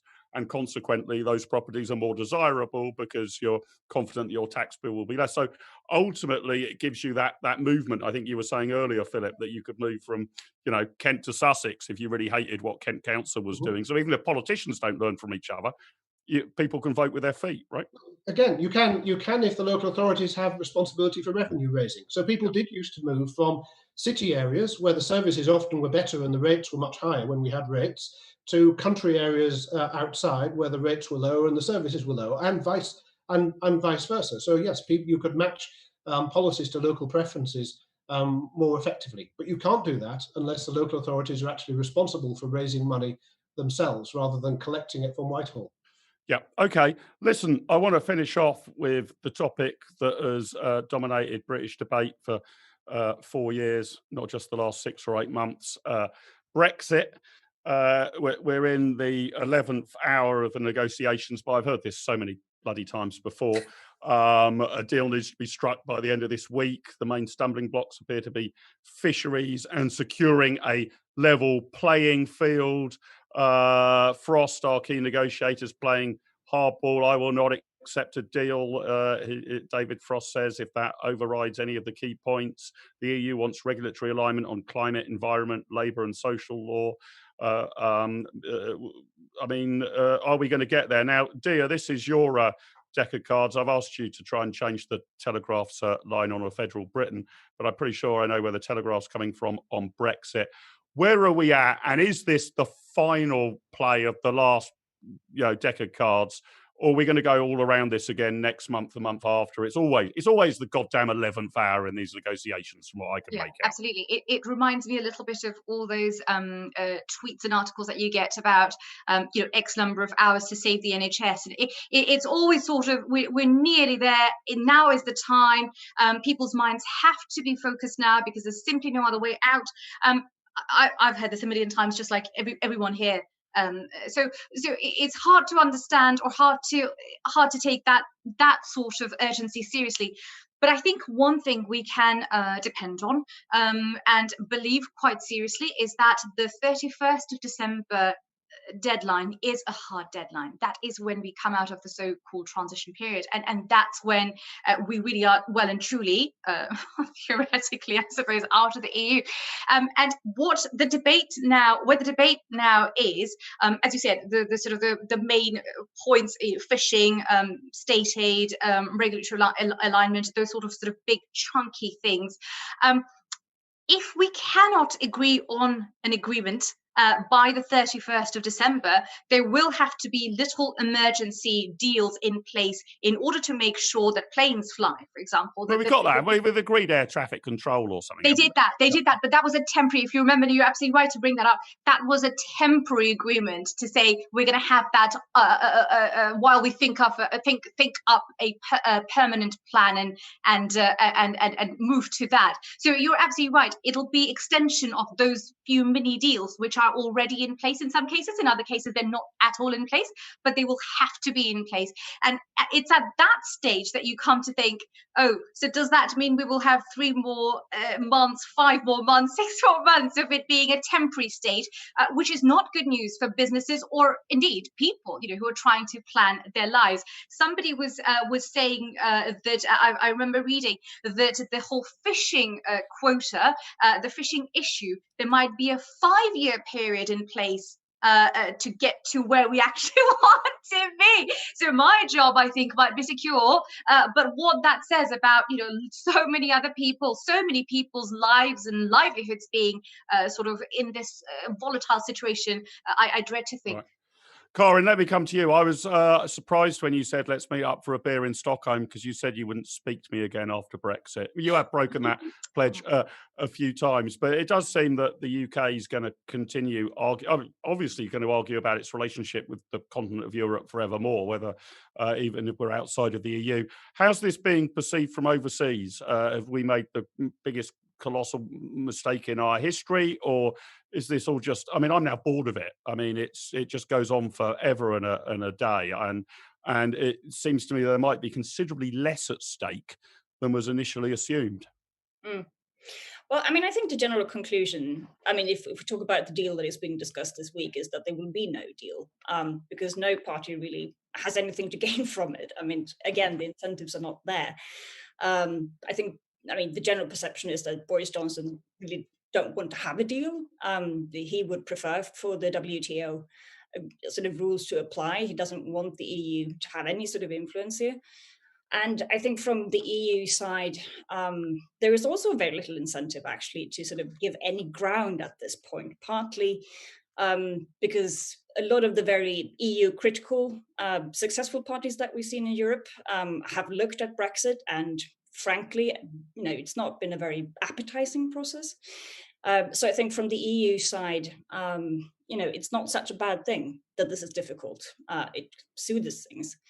And the other aspect here is, of course, also with the new recovery fund that was decided on this summer, that I personally think is a disaster. Again, there will be so many temptations from the national governments to go in and to use state aid and to set aside the very laws and regulations that they want to impose on you. So there again, there's also very strong incentives to be very tough. But again, I think we'll see in 2 years' time that might be very different. But right now, I think if anything, Brexit has made Europe come together. I mean, it will go on forever, don't you think, Karin? I mean, there'll be some. If there isn't a deal by the 31st of December, we'll start to build a relationship with the EU from the floor upwards rather than from the ceiling downwards, right? The initial concept was, given we've got all of this agreed and in place, it should be easy to get a deal done. Let's say we leave without any comprehensive deal on WTO terms. It will be a continual issue forevermore how we trade and interact with our continental neighbours. Possibly. I mean, I think sort of codifying, especially state aid rules in Britain, is something that you need to do rather speedily. If that happens, I think sort of finding a WTO framework that works and that gives some insurance, I think, to other European companies also that there is, that the UK is a reliable partner, possibly even with a Labour government. Sorry about that. Would help things. Brendan's nodding already. Yeah. I mean, it would be. I think the best thing again would be to have an ambitious free trade deal, but I don't think it's going to go happen. So it's probably going to be a very bumpy ride, but it's not going to be a disaster for sure. Dia, I know you've got to leave us in a few minutes. What's your take on it? Do you think we'll get deal or no deal? And do you think this will just go on forever? It's not as if whatever's in place on the 1st of January next year will be the final word on our relationship with the European Union and the rest of the continent, right? Dia. Oh, sorry. I was just going to quickly add, if I may, on the state aid issue, that if you are looking at our the historical level at which the UK has spent on state aid, 2018 figures show that I think we spent something like 0.4% on state aid, whereas the EU average across the bloc was something like 0.8%. And I think about 10 countries were spending over 1% of GDP on state aid. One of those countries was Germany. So historically, even though Mark and I, and actually almost most of the people here might disagree about how much the government does spend in this country and how much we shiver at the idea or tremble at the idea of government choosing winners through subsidies. State aid wise, in the bloc, we've actually been pretty well behaved. I think the argument is where I think Philip was talking about this earlier, was it Andrew before he left, that if the slogan behind Brexit was taking back control, if you have a situation where a bloc which you are no longer even a part of is setting or telling you how much you are allowed to spend on your own industries,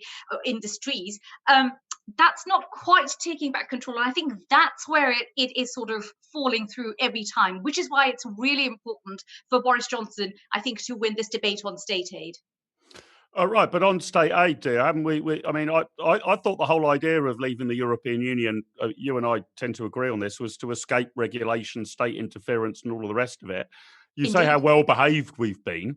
But it seems now we're out of the playpen. We want to be less well behaved, right? We now want to bail out this, that, and the other. We don't have to worry about the ECJ, these interfering bloody foreigners anymore. So let's throw a bit of money at, bailing out British Steel or anything else that looks like it's going to go bust. Well, and that's where I think organisations like yours still have a really important role to play post-Brexit, because you will still speak out against any of these sort of, subsidies that the government wants to sort of give out right, left, and centre. But it's a little bit like if you want to marry your girlfriend, you might want to marry your girlfriend or you might not. But if your parents suddenly keep telling you, this is a very Asian example, isn't it? But if your parents keep telling you, you must marry your girlfriend, you might think, well, it's not really up to you. I will do it when I want to do it. I might not do it at all, or I might do it, but I won't do it because you're telling me. This is not a helpful. This is not a helpful analogy. All of my girlfriends have required more and more state aid. I can tell you that. That's the only thing I can think of. I agree. It's not the sharpest analogy, is it? But it's a little bit like it is just so simple. It is about whether I want to spend any amount of money on industries in this country, I being Westminster, rather than those decisions being taken in Brussels. Okay, and Dia, I know you've got to leave us. I've overrun you by 3 minutes. I was much more polite to our earlier guests. How optimistic are you feeling, Dia, over the next 2 to 3 years for the Live with Littlewood optimism barometer? How free and prosperous and happy and wealthy and healthy a country will we be in 3 years' time? So last time I came here, I think I had a score which was higher than most other guests you have. I was quite happy You're and always optimistic. a ray of sunshine. Yeah. Yes, this time I'm going to say a very high 9. That's because just hear me out. I'm coming from a situation where I literally nothing can be worse, and I'm so fed up. So I think there's only one way now, and that is up.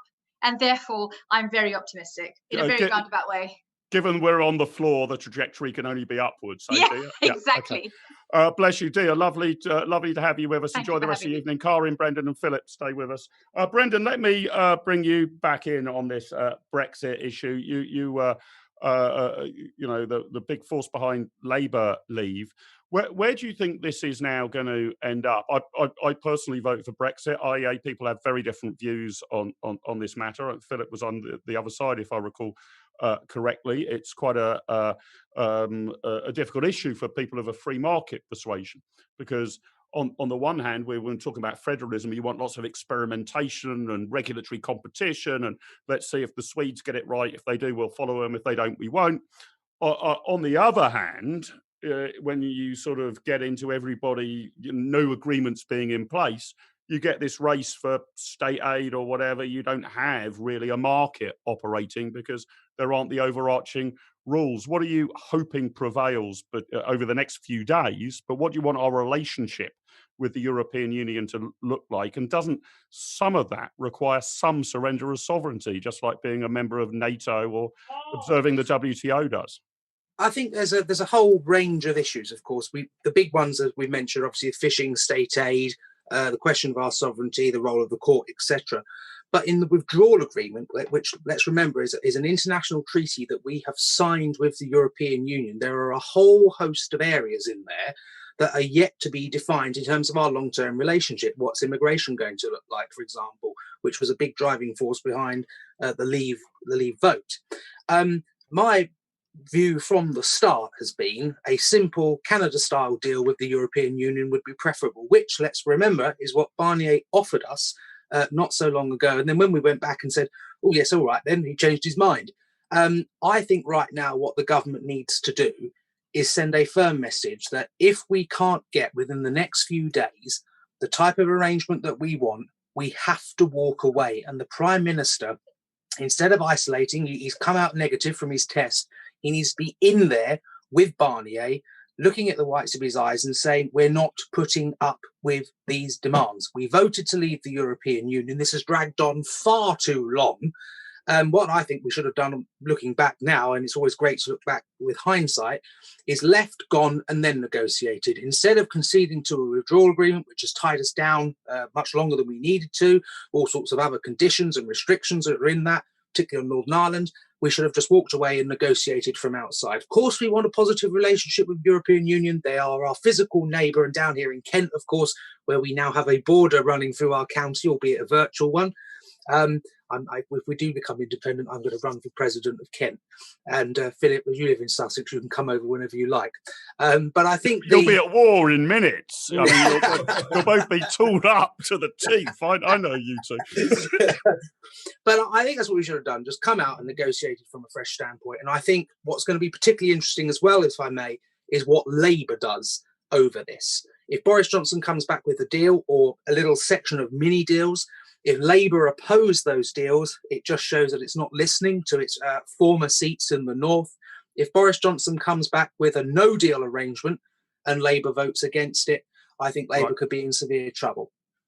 Philip, let me come back to you, because this does tie into the federalism issue quite nicely. And I think, we've had some really interesting discussions, you and I, about our place in the EU. Neither of us have considered it to be a utopia. But do you think that the the danger is on the out, a bit like an irresponsible Lambeth Council, that the UK will start to act in a ludicrous fashion. Hurrah, we can subsidise our airlines, or whatever the heck else it might be. And that some of the single market rules of engagement, we are not going to be able to hit Control-C, Control-V and cut and paste them into acts of self-denying ordinance, which you and I would wish that the British government would do. Yeah. No, that I think that's exactly the problem. I mean, just to say that I'm rather more optimistic than Karin that there will be a deal. I think it's just the nature of these negotiating processes that you don't have any incentive to suggest that you're otherwise furious with the other party until about 1 second before midnight, and then you often do get agreement. So I think there might be a degree of that. I'm very content with not having regulatory alignment. I believe in regulatory competition. But when it comes to state aid, it's not really like Dia's analogy in relation to her marrying her boyfriend, because the problem is with governments is that you can get narrow interest groups which are able to use the democratic process to impose taxes on a broad range of taxpayers in order to subsidize a particular industry which those interest groups represent. And some of those subsidies affect trade, which is why we often club together in international groups in order to put restraints on our own government to stop those governments doing bad things. So the take back control mantra doesn't really resonate with me, because I want governments themselves to be somewhat controlled in various ways. And do you think, Philip, that the EU has some good mechanisms of doing that? And let's say the WTO isn't good enough. Is there another mechanism by which you could sign up to those sort of constraints? I think the EU is just a deeper and more effective way of restraining governments from providing large amounts of state aid. I mean, as I said earlier, I think in our current fiscal situation, indeed projecting the fiscal situation under any reasonable assumptions forward another 20 or 30 years, it's hardly likely that any governments will have much money to provide much state aid to anybody, to any industry in any case. So I don't expect it will be a very significant issue going forwards, but I'm very relaxed about tying governments' hands in certain respects. Governments do need to be controlled. We shouldn't have a dictatorship of whatever the phrase is, dictatorship of the majority. Yeah. Karin, let me come back to you, because you were sort of saying that the way it's panned out for the UK is it all sort of looks like a terrible migraine headache for no particular benefit. But I'm kind of increasingly of the view that we might look back on the whole Brexit process and decide it didn't actually change very much. I was sort of told this was the most important vote I would ever cast in my lifetime. It doesn't matter who won various elections that I voted in previously or am likely to vote in the future. This was it. This was the big one. This was going to set the course for the UK forevermore. I suspect it's going to end up being a bit marginal, isn't it? I mean, I appreciate that the negotiators are going through migraine headaches, but if you're an average British citizen, I'm not sure this has had meaningful impact one way or the other. I mean, COVID looks like a much bigger hill of beans than whether we stayed in the EU or not.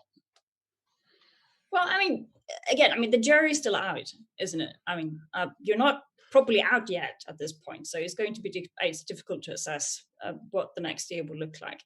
I mean, sure, in say 4 or 5 years' time, I'm fairly sure that things will have settled down. The British economy will be back on rail. There will be no disasters. I don't think there will be paradise either, to be honest.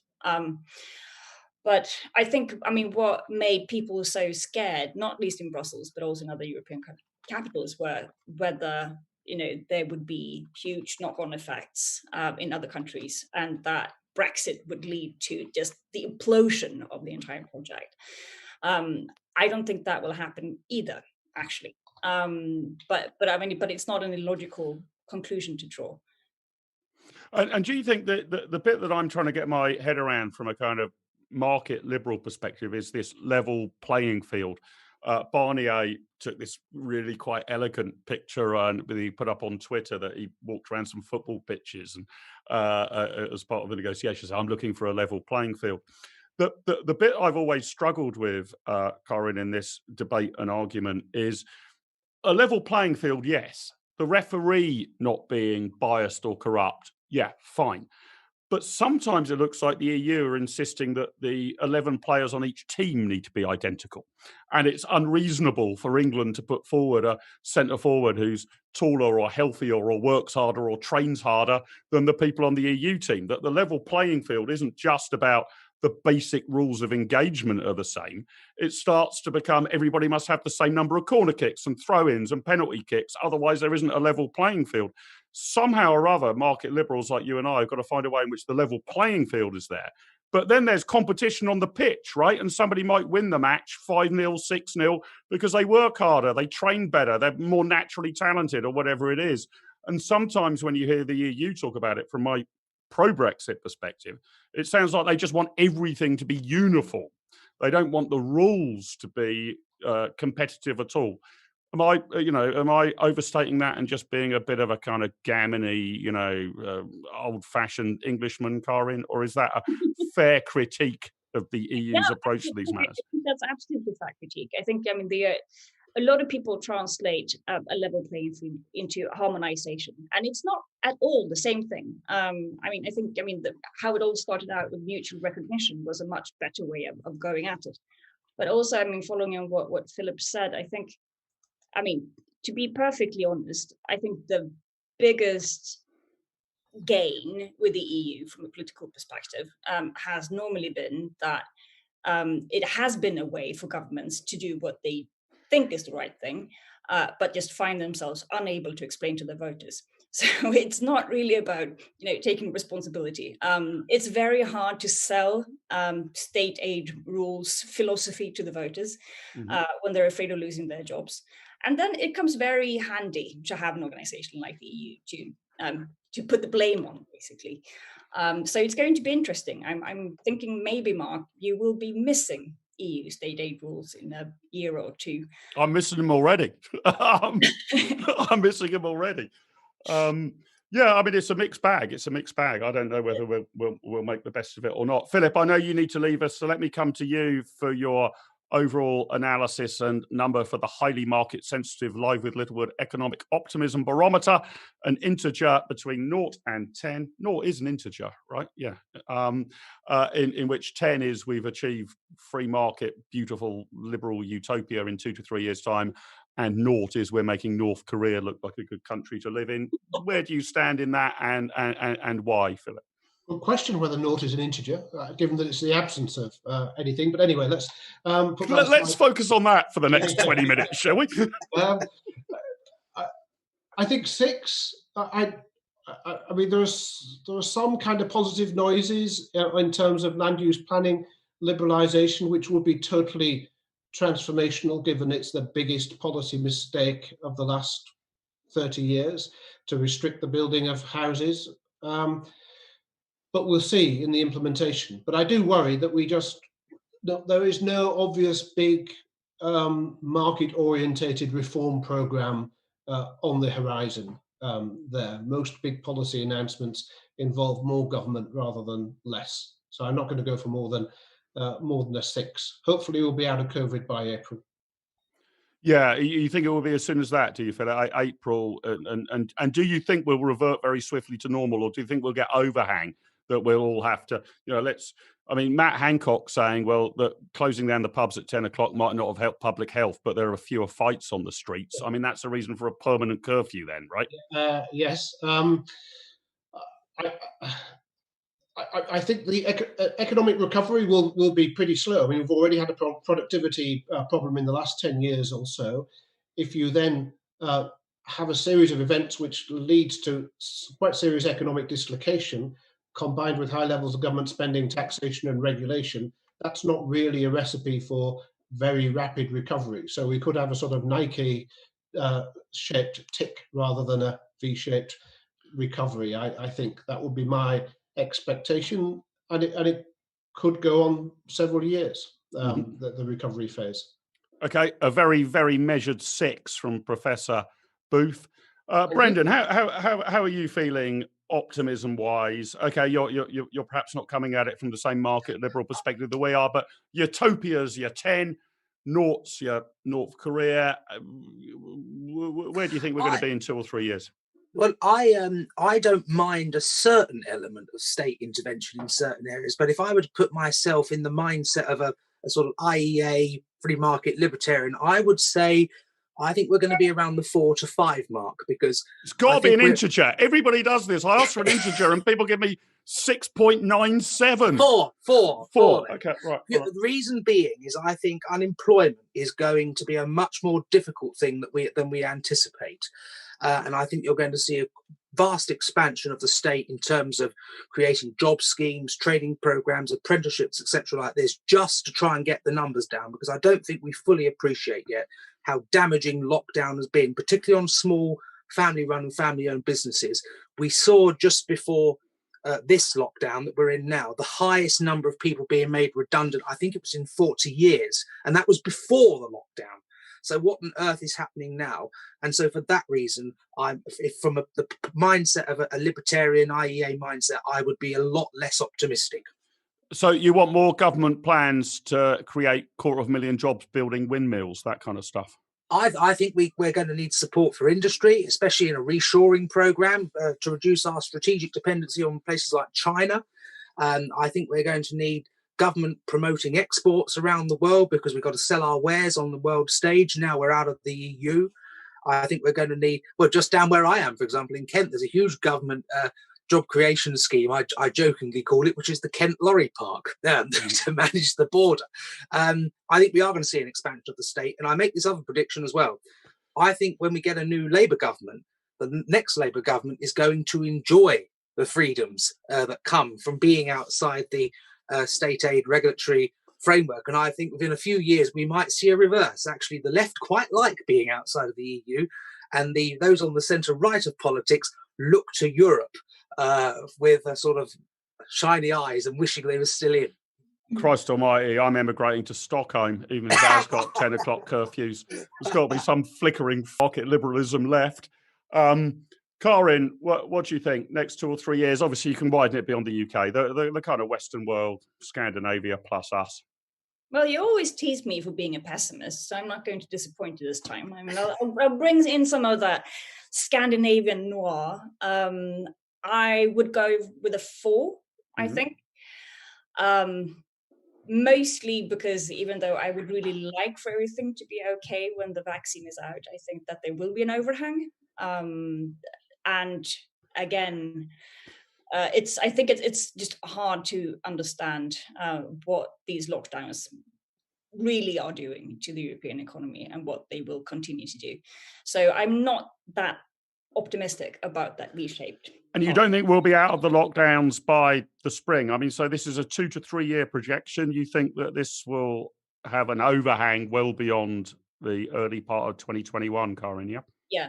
I mean, I don't think there will be 4 or 5 lockdowns because there will be no money left if that happens. But I'm fairly sure that there will be restrictions that will continue to be in place and that will continue to hamper the economy, and that will have a huge effect on unemployment. Yeah.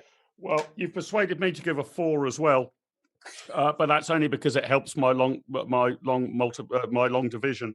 So if I give a 4 as well, we come out exactly as a 6. And I should give a 4 as well. I was more positive last week when Southampton had gone top of the Premier League, but as they've already slipped down to 4th, if that trajectory continues, we're going to get relegated at the end of the season.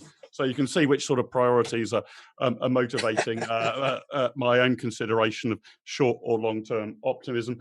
Brendan, Karin, been lovely to have you with us. Look forward to having a beer with you soon in free Stockholm, Karin, when the state allows me to get back to the EU's free movement of people thing rather than banning me going to an airport.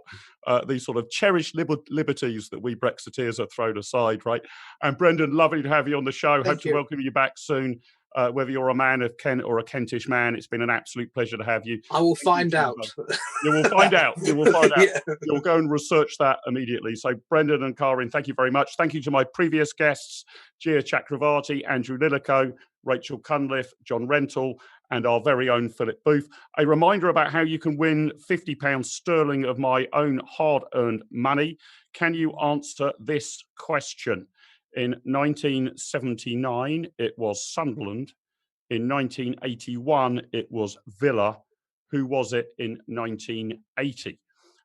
Please email lwl@iea.org.uk. This is my own personal contribution to fiscal stimulus and job creation. £50 of my own money will go to somebody who gets the correct answer, picked out at random. In 1979, it was Sunderland. In 1981, it was Villa. Who was it in 1980? lwl@iea.org.uk. I announced earlier in the show, if you can remember, last week's question was what did Donald Trump and Mike Pence achieve in 2016, that despite their surnames that no Republican ticket had achieved since 1928. And that's they were the first Republican ticket to win the presidency since 1928 without the surname Bush or Nixon on the ticket. We pulled out, Paul Bowes was the winner of that. And we emailed him saying, how do we get you the £50? We had a lovely message back from him. Mark, kind of you to give me 50 quid. Please donate £50 to the IEA.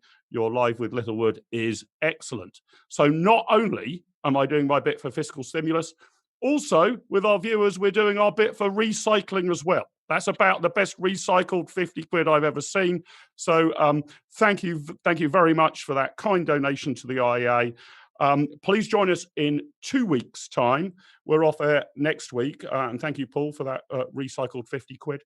Join us in 2 weeks' time. And I kid you not, in 2 weeks' time, it's not going to be 50 quid of my money. In 2 weeks' time, there's going to be a £50,000 prize on offer.